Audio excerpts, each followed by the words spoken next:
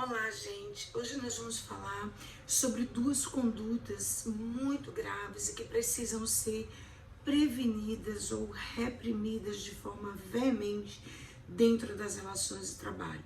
Nós vamos falar sobre o assédio moral e o assédio sexual e como comprovar a ocorrência deles em um processo judicial. Assédio moral não se confunde com assédio sexual, são duas figuras distintas. O assédio moral, ele envolve aquela conduta repetitiva, aquela conduta que expõe continuamente o empregado a situações vexatórias, a situações constrangedoras durante o seu período de trabalho. E essa postura de assédio moral, ela precisa desse fator da continuidade, ou seja, ela revela uma perseguição, uma discriminação que se perpetra durante a relação de trabalho. Ela é continuada e ela causa graves abalos emocionais, psicológicos e físicos aos empregados que são vítimas dela.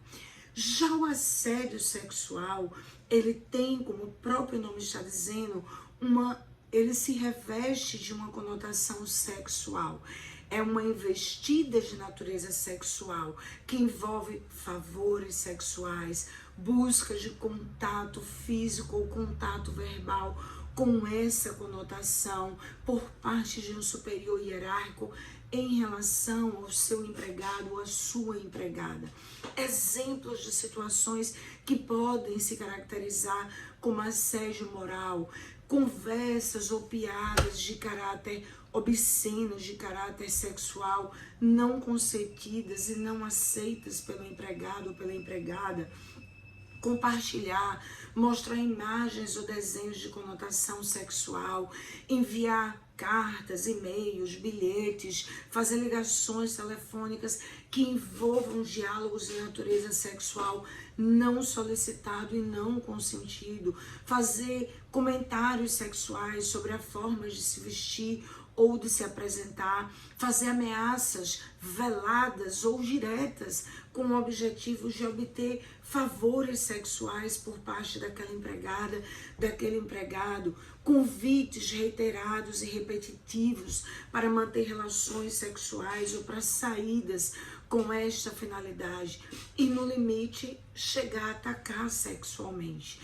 O assédio sexual, ele é considerado e tipificado, inclusive, como crime. Está no artigo 216-A do nosso Código Penal. Em tese, tanto o assédio moral quanto o assédio sexual, eles podem ser comprovados na justiça por todos os meios de prova em direito admitidos. E o ônus, a responsabilidade desta prova, ao ajuizar uma ação acusando um chefe, um supervisor, alguém que está no patamar hierárquico dentro da empresa, incumbe ao empregado ou à empregada que narra, que denuncia essa conduta em juízo, a prova da sua ocorrência. Então, o ônus dessa prova, ele será como regra do empregado. Sobretudo, quando se trata do assédio sexual, nós sabemos, contudo, o quão difícil é essa prova, especialmente porque esse tipo de prática, como é o assédio sexual, ele, em regra, ele acontece no sigilo, ele acontece de forma discreta, ele ocorre quando as portas se fecham, quando aquele empregado, aquela empregada, ela se encontra sozinha em um ambiente com seu assediador. E isso, de fato, torna muito mais difícil a prova da sua ocorrência. As provas que envolvem assédio sexual, como regra, elas são indiciárias, ou seja, são indícios de que aquela conduta, ela se concretizou, exatamente por conta dessa imensa dificuldade. A vítima, seja do assédio moral, seja do assédio sexual, ela deve procurar preservar todos os elementos que guardem uma relação com essa prática violência, bilhetes, mensagens eletrônicas que tenham sido encaminhadas. Agora, há uma outra questão posta em relevância em relação à prova desse assédio moral e desse assédio sexual. A pergunta é: o empregado, a empregada, eles podem realizar a gravação de uma conversa com um assediador sem o conhecimento dele, sem o consentimento dele? E essa gravação, ela será, nessas condições, considerada como válida a título de prova judicial para uma ação judicial que busca a reparação dessa conduta? Sim, é possível, é legítimo e é lícito que o empregado, a empregada, que seja vítima do assédio moral ou do assédio sexual, façam gravações ambientais ou gravações telefônicas, ainda que o chefe, que o supervisor, que o assediador não tenha conhecimento de que está sendo gravado e não autorize esta gravação. E isso será considerado como prova válida, como prova lícita a ser utilizada em um processo judicial. Essa gravação que é feita pelo trabalhador, pela trabalhadora assediada, para registrar palavras ofensivas, investidas com conotação sexual, palavras de humilhação, de perseguição que lhe foram dirigidas no ambiente de trabalho, é considerado como exercício do seu legítimo direito de defesa. A validade dessas gravações ambientais ou de conversas telefônicas tem sido reiteradamente e pacificamente reafirmada pelo Supremo Tribunal Federal e também pelo TST, pelo Tribunal Superior do Trabalho.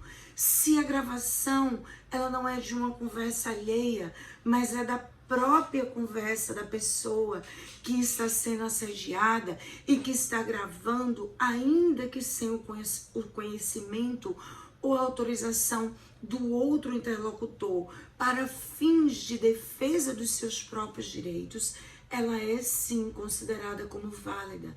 Se a vítima, ela própria, divulga em uma ação judicial o teor dessa conversa, é ela que está dispondo da sua intimidade, é ela que está abrindo mão da sua privacidade, da sua intimidade, e por isso essa gravação pode e deve ser aceita no processo judicial.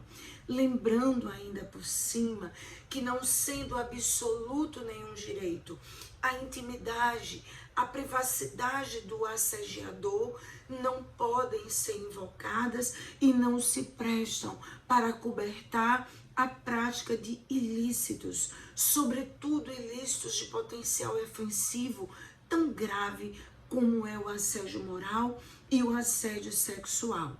Então, todos os elementos que o empregado ou a empregada possam dispor, envolvendo desde bilhetes, desde qualquer tipo de registro escrito, mensagens eletrônicas, e-mails, fotografias ou gravações que sejam feitas para se resguardar e para preservar o seu direito à prova, serão consideradas válidas para coibir, combater, reprimir condutas abusivas, reprováveis, inaceitáveis, como são o assédio moral e o assédio sexual dentro do ambiente de trabalho.